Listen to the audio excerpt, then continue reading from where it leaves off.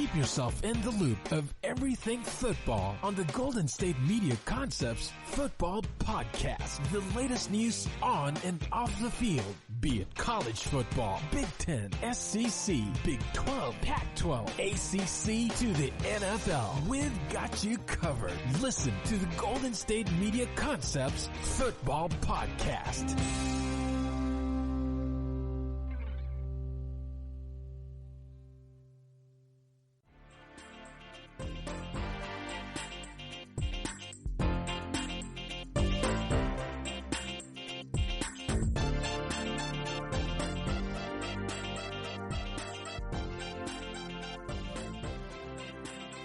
Welcome to the GSMC Football Podcast, hosted on the GSMC Podcast Network. I am their host, Ethan, alongside Brice for Mondays. We record on Monday, so Tuesday's usual pod, right? Yeah, I'm reliable on Tuesdays, boy.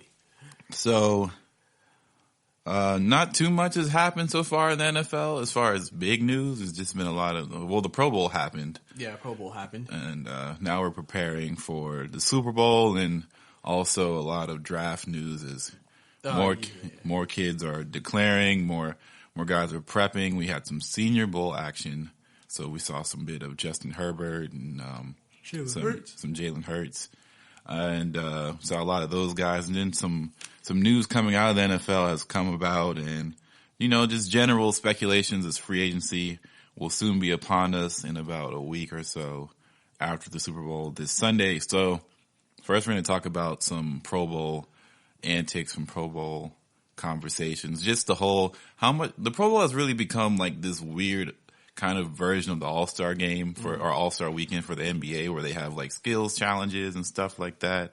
But it's not as advertised as much as you would think. Like I remember I saw Lamar Jackson, he was not doing too well out there at the target, at the precision passing target challenge stuff. And I remember Booger was out there. They were commentating over it. And I saw that on Twitter. I was like, this is a thing? I didn't know this was. Man.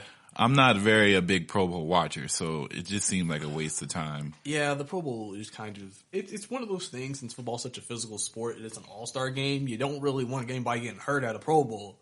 So it's kind of like everybody just is playing at half speed and just like whatever. Yeah. And so the quality of the game really isn't that great. I've always thought, to be honest with you might just need to do it where you get voted to, you can still get voted to the Pro Bowl, but like it's not an actual game. You just get the nod that you made it to the Pro Bowl. Yeah. And then like obviously if teams make it to the Super Bowl, then the extra people can come into and because But I mean the person that gets replaced can still have they're a Pro Bowl assigned to them, plus anybody else they add, because any team players that made it to the Super Bowl that have to like, even though you're not playing, because it's really like you can still do the skills challenges. Like you basically can make that your Pro Bowl and do all that, and then you just don't have the game.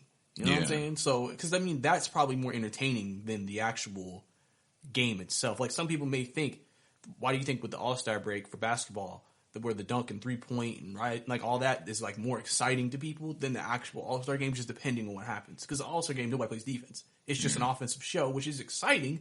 But at the same time, people like in terms of competitiveness and like, oh man, I really want to see what happens. It's the second day of the All-Star week for the NBA. You know what I'm saying? So skills challenges aren't the worst idea in the world. I think that could be something you market the Pro Bowl around. Maybe it's like, maybe they should do like what the NBA people want from the NBA so much is like 1v1s, or like where you go for 5, or like go for first to 10 type stuff, where it's literally just a one-on-one situation. But that will probably never happen, because I don't think any NBA star wants to put themselves in a 1v1 situation and lose. Like just the idea. Well, it's actually funny you mentioned that on my basketball podcast that I do.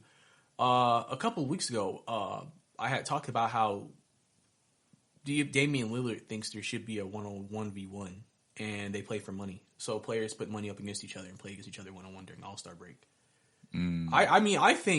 I think it'd be pretty cool. So like for football, it would be doing 1-on-1s for wide receivers. But it's weird because it's like, well, who's the quarterback? Like if the quarterback don't throw well, I could easily look bad. I mean, it's harder. Huh. But I mean, like, it's more so like if you you're just throwing the route tree and you're not against any pressure. So I would assume that if you're an NFL quarterback, you can throw those routes. The only problem is if someone tears an ACL, blows an Achilles, it's just like, why did we have the V1 in the first See, place? that's the thing. Everybody's about injury preparation. But I mean, like, you play ball to play ball, you know? And like, there's one thing when you're going up 11 on 11 in a very physically demanding sport like football is. And, you know, it's just an all-star game. You don't even have to play if you don't want to. And it's at the end of the season and you're just supposed to be out there having fun. There's different, you know? It's not like, oh, you're prepping for a week to go up against this team and be good. Like, no one cares who wins or loses. You're not watching any film. You're really just having fun the whole week, and then you just have some plays that everybody kind of runs in the league, so the players know what they're running. And just kind of... It's too impersonable because there's no faces as far as, like, you don't see people's faces. There's too many people on the field that you still probably don't know. Like, this guy made the All-Star team, who's this? Or not, with the Pro Bowl.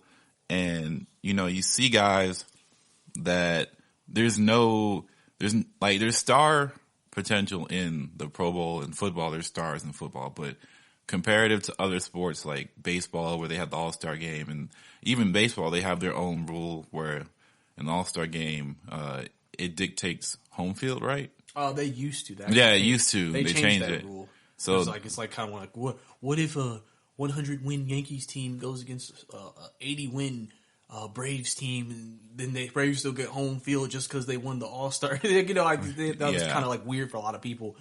Some people thought it was good because it was competitive, but at the same time, it was just kind of like. I thought it was an interesting rule to at least to see competition, make something more fun, and guys to try. But I don't know. Maybe this is why the whole idea of like in-season tournaments and stuff come about, because there's just no.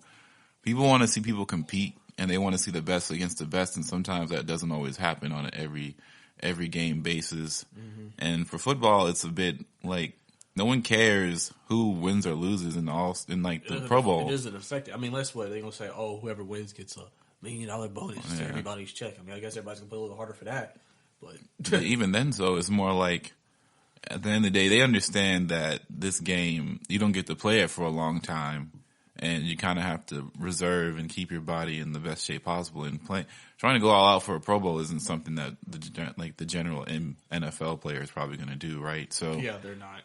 There's no glory in winning the Pro Bowl. It's all like, oh, he made how many Pro Bowls did he make? It's not about how many did he win. It's just an accolade you could say when you're talking about the Hall of Fame. Well, he made 10 Pro Bowls. Yeah, and I mean it's the same thing for all other sports. But at the end of the day, you know, we care about the NBA who wins just because it shows how much star potential there is within each conference. In the NFL, we don't really care because NFL has the most parity within any league. Well, now, now you could say. Technically, baseball. Baseball, you feel that's more parity? You can try to get all the best players and still not even get to the World Series. It just depends on who has. Well, yeah, it's more of a hot streak thing. Yeah. Like baseball is more about who's hot right now. Yeah. Well, basketball is like it's pretty much solidified. Usually on both sides, like okay, we have this many teams that can actually get to the championship from the West, and we have this many teams that can actually get to the championship from the East. And so that's where the parity comes from. Which two are going to make it out? Which ones are going to make it to the final Western Conference, Eastern Conference Finals? You know, and NFL. NFL is weird to me. I've always felt like with NFL. It looks like there's a lot of parity, but then but by the time the playoffs start, you kind of know. Like, think about it. The NFC, from a record perspective, everybody had a great record. But you kind of knew the best team was the 49ers. Well, yeah, but I think that's any sports league. I think the reason why I feel like the NFL has a lot of parity is basically this idea that every NFL team is built to try and win. Not every NBA team is built to try to win. They're trying to build assets. They're trying to rebuild through the draft. The NFL is just frowned upon to do that. And even the Miami Dolphins tried to do that for like 5 games. And they still eventually you're going to try to win games, but you got to show people that, you're. The players don't want to just sit here and be like, let's just intentionally not play good and risk myself getting injured. Like what? No, if I'm playing hard to win. And if we just lose, but I played hard. Right, and they're trying to get as many dollars as they can on their salary. Exactly, and it doesn't matter what people say before the season. You never really know if you're going to be good or not. So right, and then like teams grow and become better in the NFL. I think really quickly comparative to other sports, and it's just there's a lot of personnel that you have to account for, but at the same time, yeah, I feel like baseball, I don't feel like you really grow. It's just like who's ever doing the best. Well, there's a lot of farm stuff and like if you pitch good, you pitch good all year. You know what I'm saying? Your pitching is not going to affect if your shortstop plays better. If your shortstop just plays like trash, he's just going to not play that great. You know, baseball is the weirdest team sport I've ever watched. Because it's team dependent, but it's not. Yeah. Where NFL is like, it's very like everybody's connected to each other's success. Yeah. Baseball, to an extent, like obviously if you're a bad pitcher, then obviously your outfield and infield are doing a lot more work. But in terms of like, it's not like it's not like if my pitcher is one of the best in the league, now all of a sudden I'm about to start hitting more home runs because of it. You know what I'm saying? It's like if you have a great quarterback, that means as a receiver, if you're a good receiver, that can result in better numbers. Yeah. A quarterback who can get the ball to you. Right. So we're going to take a break here, and then we're going to get into the Senior Bowl that was the day before the Pro Bowl and talk about what we saw in that matchup, and that's coming up.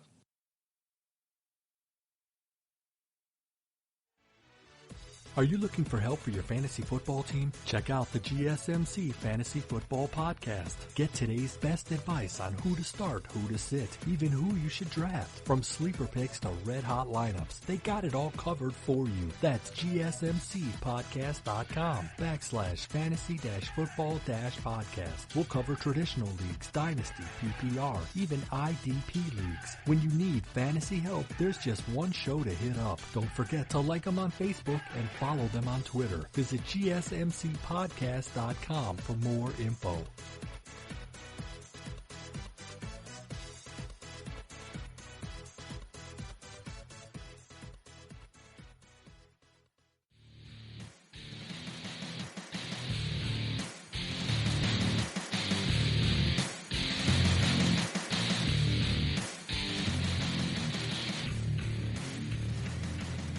All right, so another big event that happened this past weekend for the game of football was the Senior Bowl. So we got to see some of the future NFL potential prospects touch the ball, see what they can do.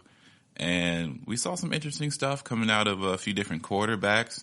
Mm-hmm. We saw Justin Herbert make a nice screen pass for a touchdown and really look pretty solid overall. It didn't look like, I don't think he impressed a lot of people, but he definitely didn't leave. There wasn't a lot of questions he left on the table with his Senior Bowl performance. What do you think about Justin Herbert? Justin Herbert has all the intangibles. 6'6", can move, mobile, has a good arm, accurate.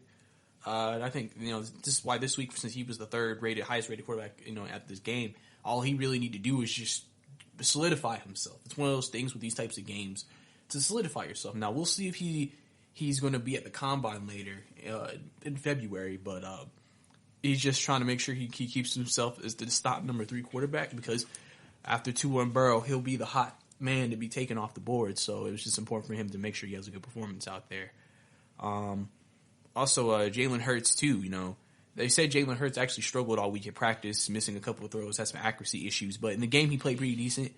I believe he had a touchdown in the game, so I believe that he, in the game, I think it's important to kind of show things that maybe you didn't really show that well in practice, because sometimes players are more game players than practice players. So I think that's important. But also, from the receiver perspective, Michael Pittman Jr. from USC, he was impressing all week in practice, and he impressed in the game too. So he's definitely moving up draft boards, I feel like, from the Senior Bowl. But overall, the Senior Bowl, I feel like it's a game where I always like to say it's weird how if you coach the game, because all these players need a chance to showcase their skill set.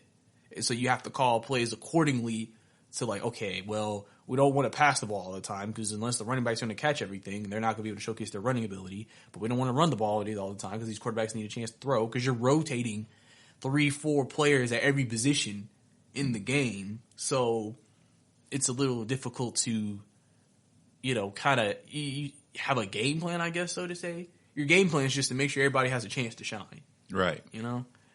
And Yeah, but I also think this game is effective. And I also think it helps when you're coaching staff at this game because you're coaching these players, you get an in-depth look at these players. They actually showed a stat from the 49ers that I believe they drafted 3 players from the Senior Bowl last year that they coached. So it kind of shows you that they're all big contributors too. So it shows you that like the Senior Bowl is very effective for a team's success. Right. Just in terms of building your team because you get that in-depth look at them and you really can see, okay, I like him, I don't like him, Yeah. And, we saw other guys out there like Jordan Love, who people like to proclaim him as the next Pat Mahomes out of he's moving up draft boards. Utah State and just the way he plays and his playing style. But he really didn't have that best of a day, only because he didn't get that much opportunities. A lot of quarterbacks switch out during the Senior Bowl because everybody wants to get a little bit of the spotlight. Mm-hmm. But somebody like Anthony Gordon who balled out. Oh yeah, Anthony Gordon. So he's moving up boards too. Yeah. So the thing about it is his knock was at Washington State was decision making and accuracy, I guess. Mm-hmm. Well, it's more about his arm strength. Yeah. They say he's like Gardner Minshew, basically. Like Gardner Minshew. A lot of people wonder about his like arm strength. Yeah, but he played pretty well. He was making his reads. He was able to get the ball out. He was very accurate with the football. Unlike Jalen Hurts, who I feel like Jalen Hurts kind of lost in this situation just because he left with more questions than answers about him.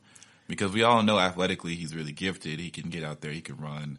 He can make some people miss out there in space. But his accuracy and decision making has always been in question because even in the Senior Bowl, you can see if the first read isn't open, he takes off and he doesn't go through his progression. So we're just going to have to. So the combine's going to be big for him next month. Yeah. It's going to be big for him because I definitely think he's going to want to throw at the combine. He's going to do anything he can, especially since he's battling that, that position change that they have always like 1 or 2 quarterbacks a year. They should change positions. Yeah. So he's trying to battle that. And I had to talk about that during my college football podcast where I don't know what people think about changing positions that's any easier than to get into the NFL. Like, you know how hard it is for people at their regular positions where they work on their whole lives to get into the NFL, and all of a sudden this guy who's been working his whole life to be a quarterback in the NFL is like, oh, just because I'm fast, I get to play wide receiver. Does he know how to run a route tree? Does he know how to block as a running back? Does he know how to, read a hole? Like, there's just so many things that go into playing different positions in the NFL that all of a sudden it's supposed to be instantaneously, yeah, he'll be good because he's fast. Like, no. He's going into the league as a quarterback because that's what he's learned how to play the game for his whole life. Not just because, people who are multifaceted, multi-talented guys in the NFL are so rare that it's ridiculous. And most times, if you see a guy who switches out to play running back or wide receiver, it's never because they know how to do those things elite. Not elite things. They're learning on the job, but they have potential. Even then, they're basically hoping on potential to get you through. Even then, it's like they're more like specialty guys, like someone like a Tavon Austin. He gets in because he's fast. It's not because he can run a route tree.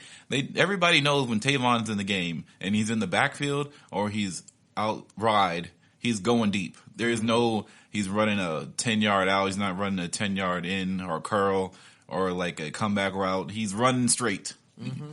In the backfield, he's probably doing a sweep or he's doing in and around. Like there is no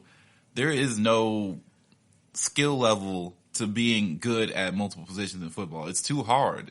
And that's why they also have just what they call gimmick players. Yeah. Like a Taysom Hill. He's not he's a quarterback, but he sometimes wide, sometimes running back, sometimes throw. You gotta do it like that where it's just like you just put in different spots where it's not a lot of pressure. Like he doesn't have to learn how to be a legit wide receiver. You just need to learn this play and this route on this play. Yeah, exactly. It's more simplistic. Right. And it's not like these guys don't have effort. Like they give effort on these plays. That's why they work. But at the same time, there's a reason why they're not regularly seen playing it on the team or in that position. So to say that someone like Jalen Hurts or Lamar Jackson should have switched to wide receiver just because they're fast or running back just because they're fast.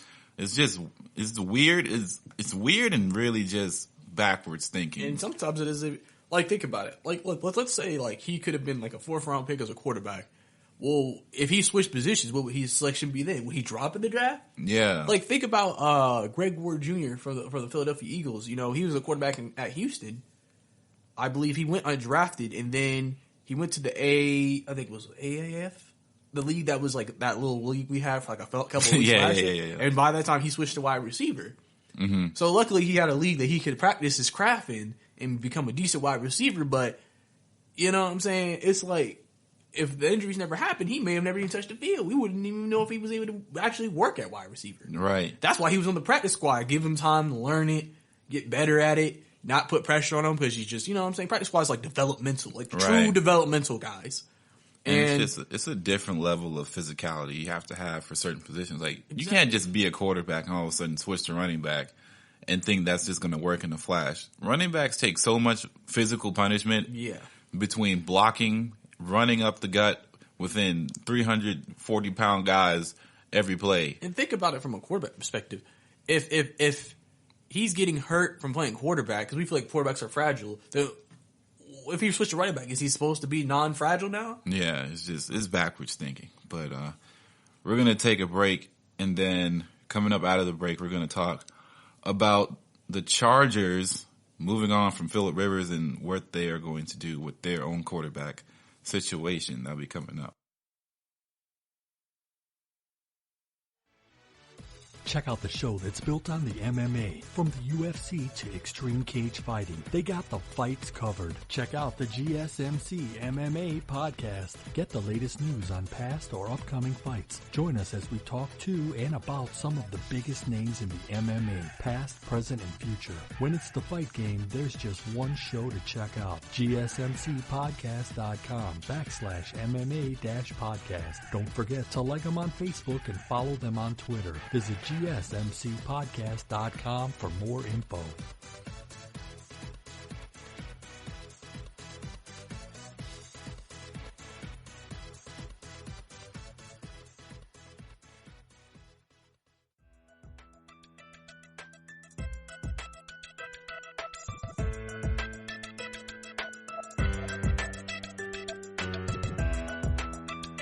All right, so latest news coming out of the LA Chargers camp, because I have to still get used to saying LA instead of San Diego. Sometimes say San Diego. I don't know. It's been implanted in my brain. Yeah, well, one of the last of the regime of the San Diego Chargers will not be returning to said LA Chargers, which is Phillip Rivers. So what does that mean for the Chargers? I guess this is not a rebuild per se, because their team is very talented across the board offensively and on the defensive end. It's more so trying to fill a gap, but filling the quarterback gap is something that majority of the teams in the NFL struggle to do, because the quarterback is the toughest position in sports to really find the guy, and there's a lot of options out there for them to find their guy, but he may not be the guy to get them over the hump in the AFC. So of course, we can look at through the draft. They are pick, 7? Yeah, they're 7. Yeah, 7 picks. So it's rest assured that it feels like Joe Burrow and Tua might be gone by that point, right? Mm-hmm. Unless they trade up and make a major trade to get him. That's why last segment I was talking about Justin Herbert. Because they like him. They like him. But they also love Jordan Love. So it's kind of like, you know, they're kind of two guys they love in the draft, but obviously, you know, the Tom Brady sweepstakes is coming up in about a month, like about 2 months in March. What about the Jameis sweepstakes? Not the Jameis. What if San Diego gets Jameis Winston? Oh boy, they're gonna be like, I mean, if they Jameis cut them interceptions down, they could be a Super Bowl team. But if he throw the picks. We got another Phillip Rivers. I mean, to be honest, Phillip Rivers' picks were bad, but it wasn't just because, like, his decision making was just off. They didn't expect this. They get Jameis. You know, I'm just saying, he cut down on them turnovers. He balling, right? I mean, yeah. Jameis. 30. You can't ignore the yardage, 30 touchdowns, and you can say, oh, it's the weapons. Well, They have the same quality weapons over there in they LA. have a number one receiver, Keenan Allen. They gotta. Now the problem with Jameis, he didn't use the tight ends, so I don't know how Hunter Henry gonna be because he's like one of their best receiving targets.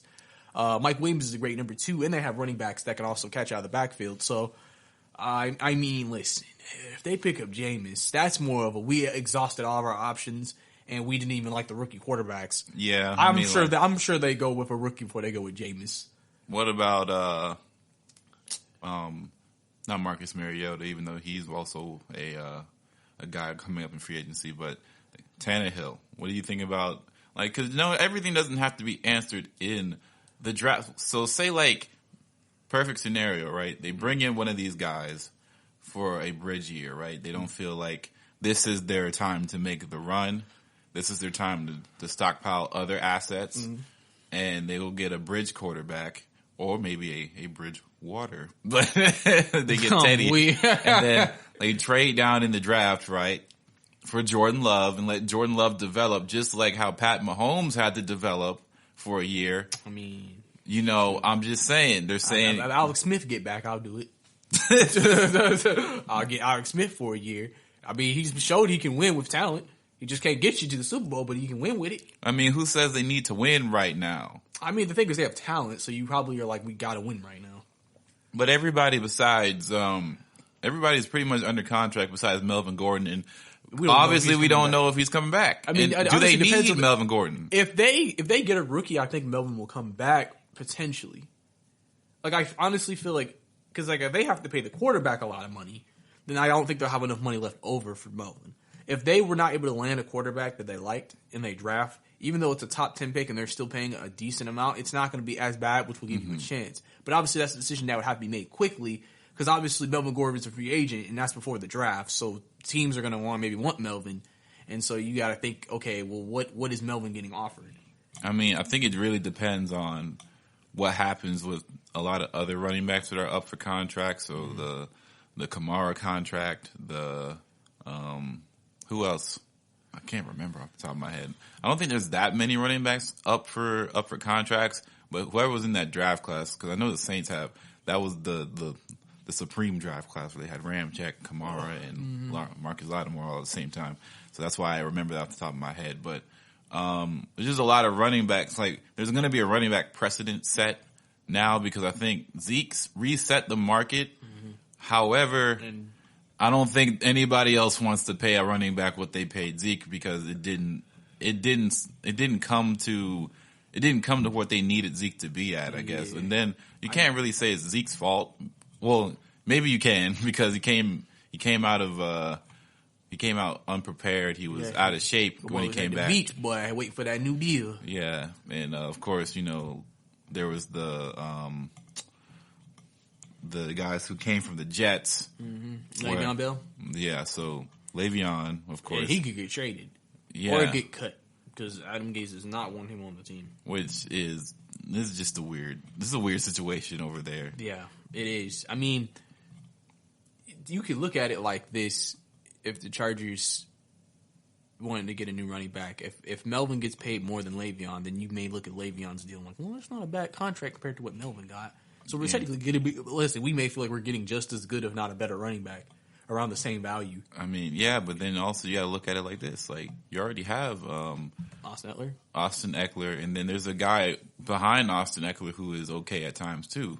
And there's also the fact that there's just a lot of running back talent out there. So someone that people gave up on who plays for Arizona now, of course, I keep wanting to say Keyshawn Johnson. That is not his name. It's because, and Kerryon Johnson. There's a lot of K and J's out there. But, Kenyon Drake, that's what I'm trying. Kenyon Drake. Kenyon Drake is, people gave up on him, right? Especially the fantasy community, because everyone was just he should be explosive. But listen, when Miami started the year, everybody on Miami was horrible in fantasy. Yeah. You could not get any points from anybody on.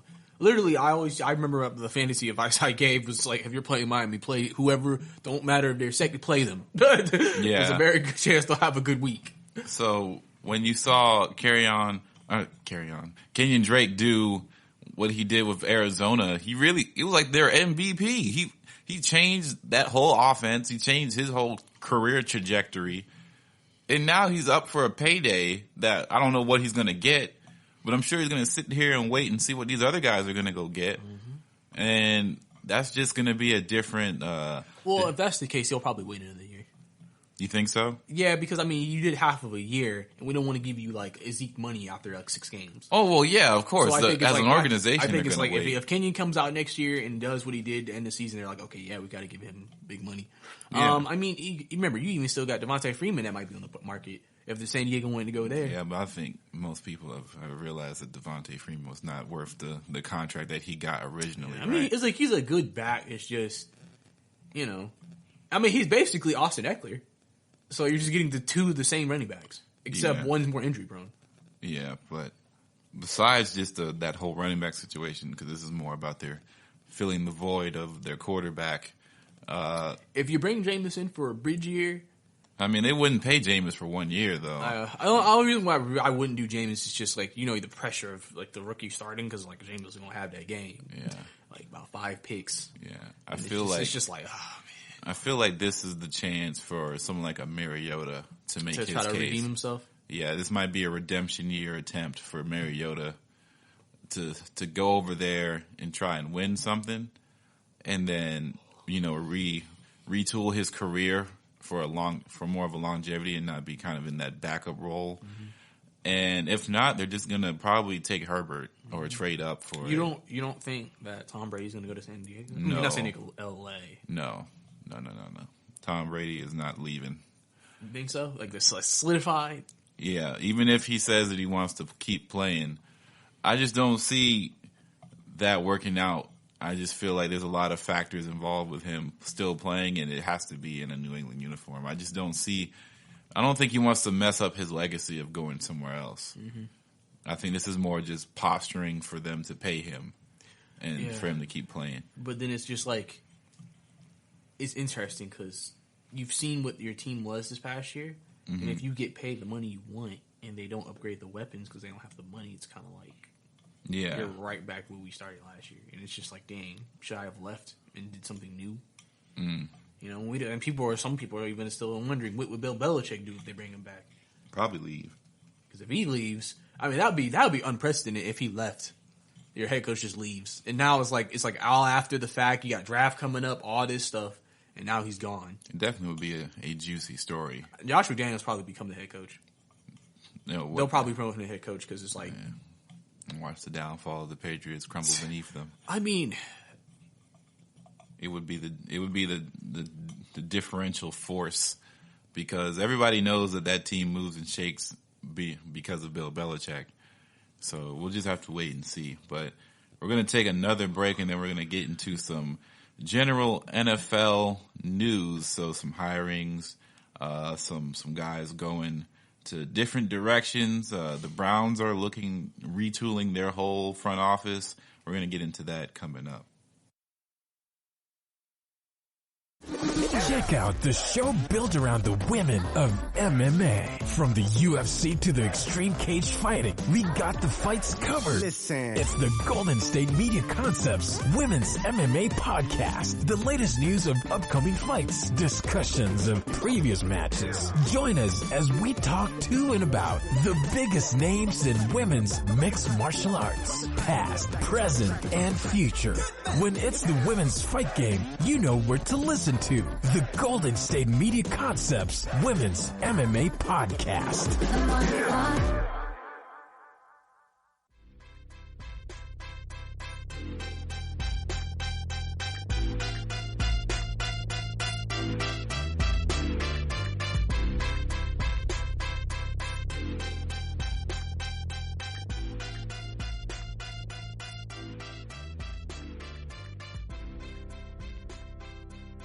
All right, so it's time for some general news out of the NFL. So, Freddie Kitchens, former head coach of the Cleveland Browns, now hired on as part of the Giants coaching staff as the tight end coach.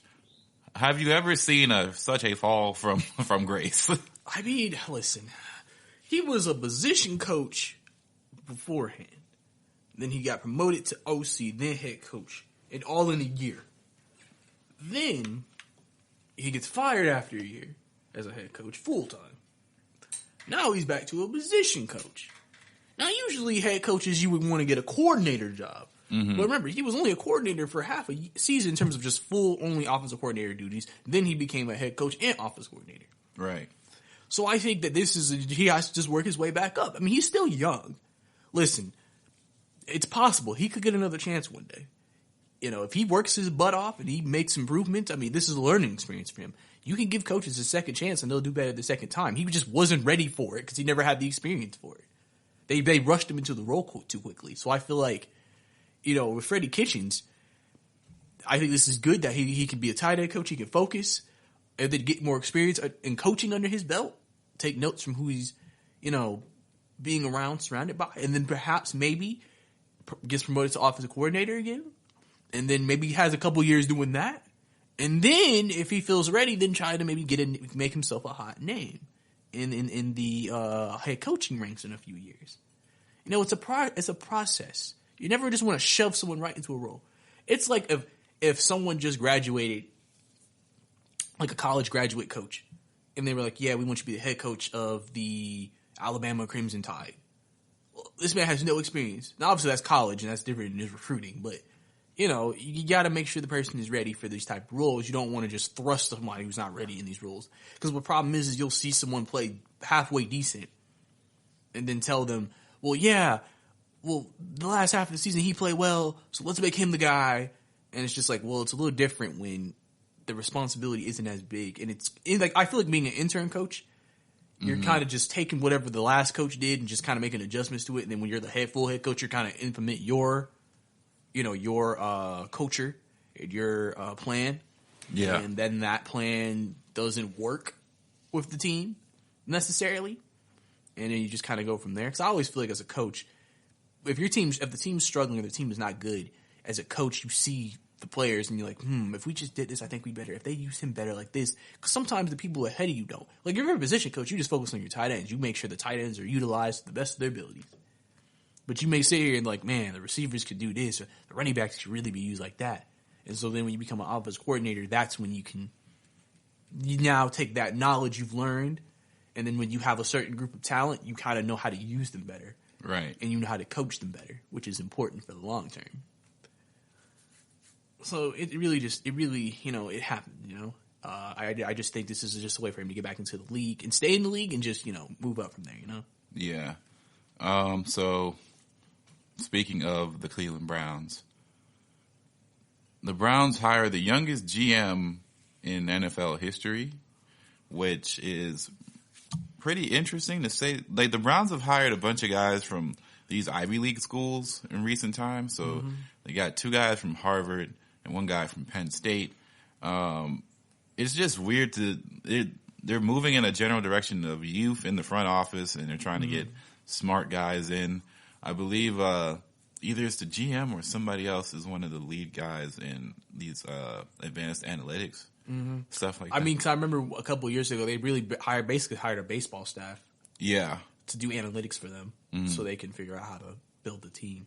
That's why they tried to do like a Moneyball thing where they just like accumulate a bunch of picks and then build a team that way. Yeah. Which you could say it helped. I mean, they got some talent. They got Myles Garrett, Denzel Ward. They got some guys, Chubb. Like, they drafted some good players. It's just, so they have like honestly, Cleveland has like a little team. They have talent. It's just coaching and quarterbacking, offensive line. And, I wish you all could see how Brice is trying to phrase it. It's like, it kind of worked, because I mean, also like a lot of people in sports are switching to more of an analytics. Yeah. Obviously, NBA's big in analytics. Like Houston, they literally, analytics says shoot threes or get layups. Yeah, and that's all they do is shoot threes and get layups. So in the NFL, it's kind of different because it's like, analytically it may be better for you to go for 2. But then you also got to think, do we have a good offense? Are we good from the 2-yard line? Are we a good goal line offense? You know what I'm saying? And they were not last year. They weren't. Because like I said, they couldn't pass block. Run blocking was their strength. But, they didn't always run it with Chubb. And, it's like you didn't really play to the strengths of your team. But I think this is big. I think this is interesting because he's 32. he's young, but the NFL is kind of shifting toward a younger culture with younger head coaches. Yeah, and younger, like they're maybe starting younger front office guys. Like they want fresh new minds in there that might be able to create a different direction in a direct direction that a lot of people don't go in. Because like they say, I guess you could say younger people are more ambitious. They're willing to try something and just see instead of trying to maybe use an old formula and hope it works with this situation. So it really just kind of depends. I hope he does good. I mean, this is one of the most dysfunctional franchises in the NFL. So he's going to have to fix it, turn it around, and make it better again. And all you can do is hope for the best, Mm-hmm. So one thing that's not about the NFL, I guess, he's played in the NFL, Demarco Murray, running back coach for Oklahoma. That's it. I don't really know what that means for Oklahoma. I mean that's cool for him. That's his alma mater, so he just probably wanted to go back and coach it. Get those running backs right. You know what I'm saying? So and then Oklahoma becomes the new running back. You know why? Yeah. They just gonna keep just like first round pick from Oklahoma, second round pick from Oklahoma every year. Has there been any stout coaches that started out as running back coaches or that played running back and got into coaching and had success? I feel like everybody was a quarterback at some point who's been really successful as or like a defensive guy. Like I don't know. I've never seen a running back coach get to the. I don't think. I think you're right. It might have. Well, I wonder what did Anthony Lynn play in the league? I don't know. He might have played in the league. I was gonna say I know he may have coached running backs, but I'm not 100. I don't even know. I honestly don't know. Honestly, I'm just kind of talking right now. So I don't know. That's just an interesting thought process. Yeah, it's interesting. Definitely. Yeah, he's a former running back. Yeah, he's a former running back. Wow. So there you go. That's why you said that. I was like, I want to say running back and his name was associated before, but I wasn't sure. Yeah. Okay, that's interesting. Shout out to the brother. So we're going to go ahead and take a quick break, and then we're going to get into some free agent guys and seeing what possible landing spots that they will decide to take their talents to, and that's coming up. Tired of searching the vast jungle of podcasts? Now listen close and hear this out. There's a podcast network that covers just about everything that you've been searching. Hey! The Golden State Media Concepts Podcast Network is here. Nothing less than a podcast bliss with endless hours of podcast coverage. From news, sports, music, fashion, cooking, entertainment, fantasy, football, and so much more. So stop lurking around and go straight out to the Golden State Media Concepts Podcast Network. Guaranteed to fill that podcast itch. Whatever it may be. Visit us at www.gsmcpodcast.com. Follow us on Facebook and Twitter and download us on iTunes, SoundCloud, and Google Play.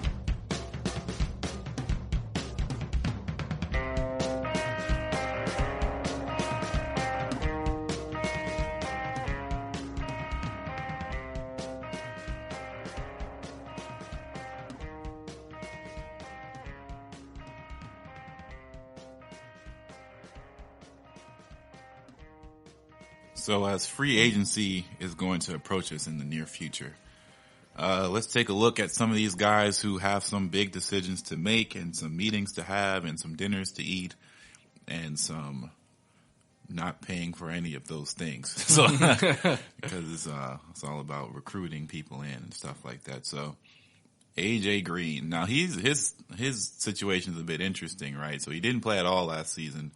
The Bengals were terrible.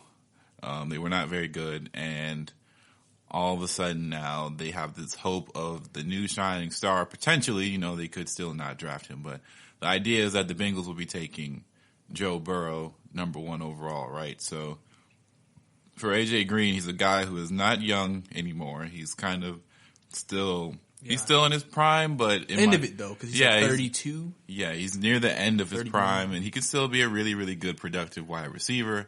and he does not have a championship, and there's all these type of things tied to that sort of thing. So AJ Green, he's probably going to want to try and. Do you think he's going to chase a ring, or is he going to? I think so. I think also he's going to get a big payday just because when AJ Green was healthy last time we saw him, he was number one receiver. He's been number one receiver his whole life. Georgia Bengals number one. So I think, and everybody knows he's still talented. So I think what we're going to see is that a team's going to be willing to make that risk, even though he can be injury prone, because if you can get a healthy AJ Green, you have one of the better receivers in the game. Mm-hmm. Obviously, a team that you need to watch out for is New England because they're going to be in the market for wide receivers. Right. When I say massive payday, I'm not talking like DeAndre Hopkins or Julio. I don't think, but it'll still be a decent price. But I think New England may be willing to pay it for a guy like him. Obviously, just any team who needs a receiver who thinks that's going to get him over the top. Obviously, the Saints potentially. Remember, they interviewed Antonio Brown, so obviously they're looking for maybe another second receiver to go beside Michael Thomas. Mm-hmm. Obviously, in the red zone, I think that's what AJ Green will be. His purpose, AJ Green, I think is like 6'3", 6'4", tall guy. I think he can still jump. He's always been a good hands catch receiver. Really, just anybody who really needs a receiver, I think AJ Green is going to be someone who is wanted, and that's why. If the Bengals could get him back, I think that would be great if they do draft Joe Burrow, because now you have like a solidified receiver. Like Cincinnati has good receivers, right. And then AJ just completes that. It would help to have him there, have that veteran leadership like Kyler has Larry. Then Burrow could have AJ. Yeah, that's what I was thinking about. Maybe this could be like his a Kyler Murray. Exactly. Like when Matt Ryan came in, like he had Rodney White. Mm-hmm. It's good and important to have that your top receiver is your oldest receiver, because they can teach you some things, and then you can build that chemistry and go from there.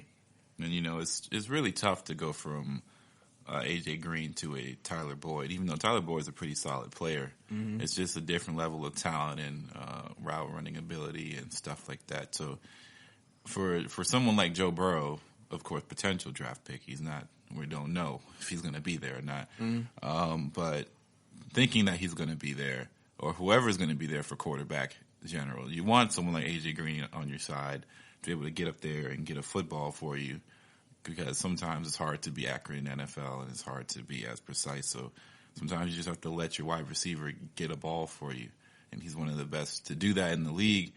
So it would be really interesting to see what he decides to do, or what the money situation looks like, what his market is, because he'll probably be basing his market off of what Amari Cooper gets from the Cowboys, because I have a hard time believing the Cowboys are going to let Amari Cooper walk. Mm-hmm. Granted, Amari Cooper did not have the best of seasons just because injuries and all that stuff, but we understand that he's very talented, and he can go out there and get you some good stats. He's kind of like the Andrew Wiggins of football. Andrew Wiggins? Andrew Wiggins. He's kind of the Andrew Wiggins of football. He just kind of disappears. Andrew Wiggins doesn't even look like he want to be out there. He looks like his mom's just like, you got to go play basketball and get a real job. Fine. Sometimes it's like, Andrew Wiggins has been playing well recently. Yeah, he's had a decent year this year. Before it was just like, before the same player. For he was the worst. He had the worst defensive rating in NBA. Did not care. Yeah, but besides the comparison, Amari Cooper he can kind of disappear at times and not always there for the big moments. But since coming to the Cowboys, he's been more consistent on that sort of end. He was good in Oakland too. Yeah, besides that other season when he decided to say enough is enough, get me out of here. Yeah. I don't know if that's a Derek Carr thing or not, because I don't know if people like Derek Carr or not over there in Oakland. Yeah, you've heard so many things. Oh, Gruden's not sold on him. Receiver's not sold on him.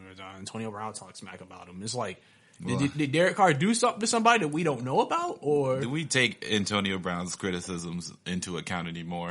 Has it reached the point to where Antonio Brown speak? He said he'll think every quarterback in the league is trash. I don't know, man. It's just that he thinks Big Ben is trash, even though he got all his numbers from Big Ben. There's a lot of Emmanuel Sanders just said recently that he'd love to come back to be a Steeler, but nobody likes Big Ben. Apparently, he's not a good guy. Apparently, he's not. Apparently, he's It's not. He doesn't have it all. Like, he's just like a jerk. A lot of people say from who've played with him. Of course, I've never met Big Ben. I don't know. So Yeah, I don't know true. who he is, but that's just been the kind of the account on him. So, moral of the story is make your own judgments. Yeah, basically. But I don't know what Amari Cooper, man. Where could he go? Like, who besides the Dallas Cowboys? I know they can pay him. I know they have the money to do it. But is at this point, why leave when you think you have potentially a really good situation here now? Like, the talent is clearly there. So it's not like you're trying to find the most talented team to take you over the hump. Now it's like, do you feel like the organization is going to do the best thing for you? Do you feel like Dak is the best quarterback that fits for you? Do you believe in Mike McCarthy and stuff like that? Do you feel like, or maybe it's just mainly about money? Like, maybe it's just a money thing. It's like, it's time for me to get paid as one of the top tier wide receivers, high echelon type stuff. So there's so many different factors that involve with paying wide receivers. The market changes every year, and you never really know. Like, Michael Thomas shattered the market, and he still might shatter it again because the year after he just got paid mega contract, he breaks all his records again and has one of the greatest wide receiver seasons we've seen. So never really know exactly what the market for wide receivers is going to be on a given season. But I assume that he's going to get paid somewhere. And I just find it hard for him to leave the Cowboys just letting him walk, because their next best receiver is Michael Gallup, or who used to play for Green Bay.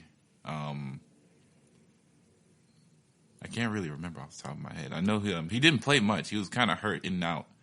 But I can't remember either. But you don't remember what years he played? I mean, he played this year, so okay.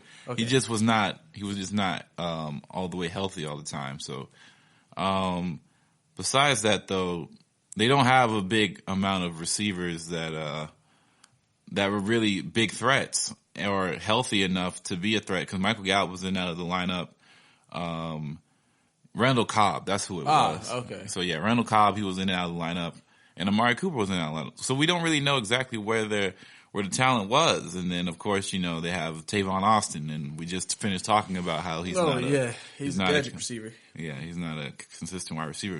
They say Dez might want to come back and play, but we've seen how coming back and play for the Cowboys has worked for them in the past few years. So maybe that's not the best decision for them to do. So we'll just have to monitor that sort of stuff. Is there any other free agents that you're looking at? I mean, not anything too crazy.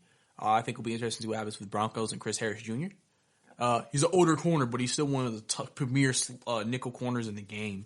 And I know a lot of teams who need a corner are going to want him. I know Houston's on the market for corners. They're going hard at corners this offseason, because they know that's the weakness of their team, and they feel like with Deshaun Watson, the offense they have, if they can get that secondary straight and J.J. Watt can stay healthy, they'll feel like they're probably a complete team. And if they get their offensive line better too, they'll feel like that we can probably make a run at the Super Bowl next year or in the next couple of years and have like a Super Bowl window.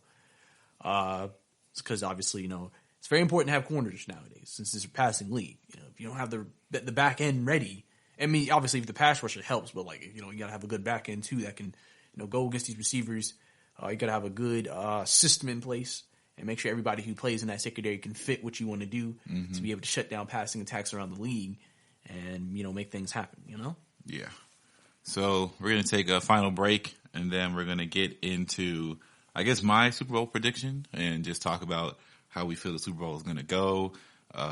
What are we excited about? What do we want to see? What do we hope for as far as the Super Bowl foods, the parties, the shenanigans, all that stuff? Just because it's Super Bowl week, so there's going to be a lot of coverage on that, and we're just going to go get right into it. So that'll be coming up. This is your ultimate stop for everything sports. The Golden State Media Concepts Sports Podcast. Should I say more? From the NFL, MLB, the NBA to MMA, it's all in here. The Golden State Media Concepts Sports Podcast. Listen now.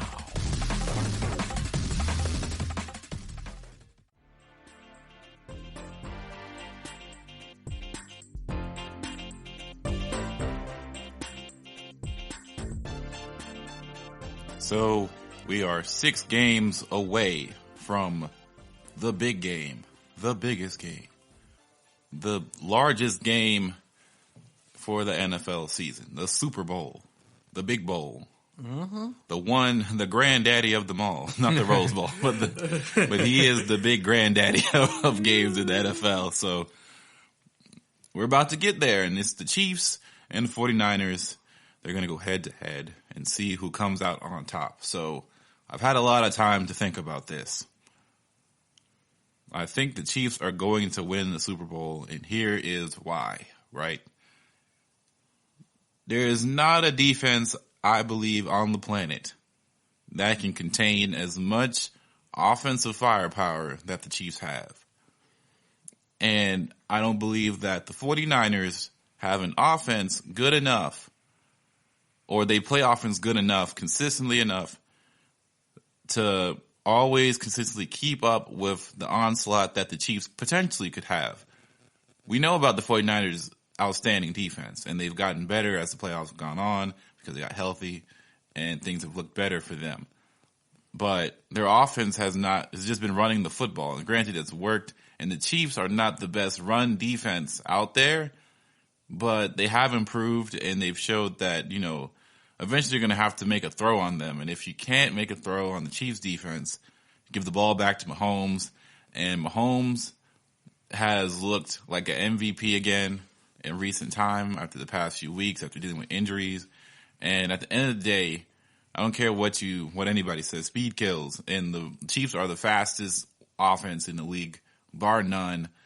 They have the best deep threat in the NFL, and they have the second best right next to him. They have Travis Kelce, who is a deep threat in his own right, can get in there, bust the middle of the defense, can make somebody miss, can break tackles. They have Damian Williams in the backfield, who's fast. They're just speed guys all over the place. Mahomes, he's not the fastest guy, but he's quick in the pocket and can make a quick read. He can get out there and make somebody miss.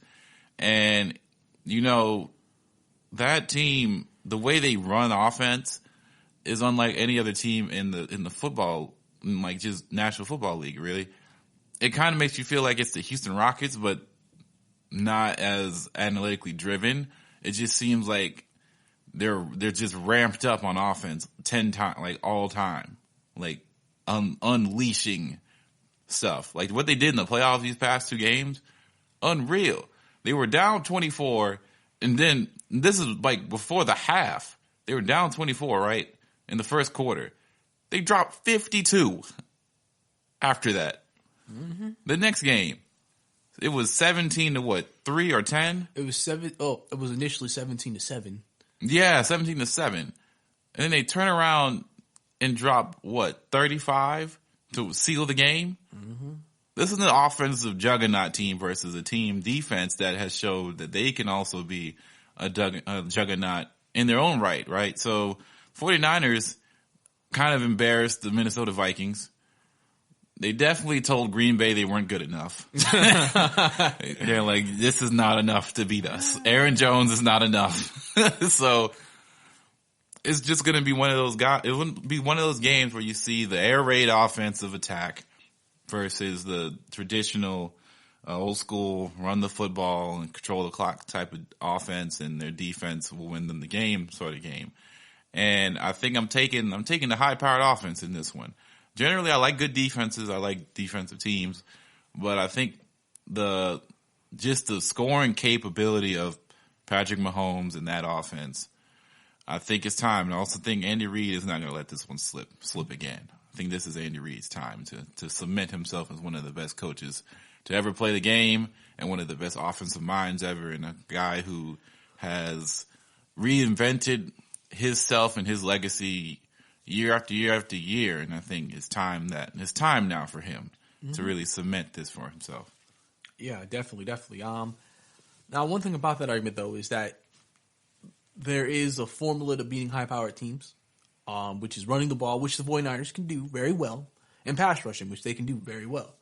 So obviously, if this becomes a time possession game, then you can maybe make the case that that's how they can win. But they obviously have to capitalize on drives that they have if they do have long drives.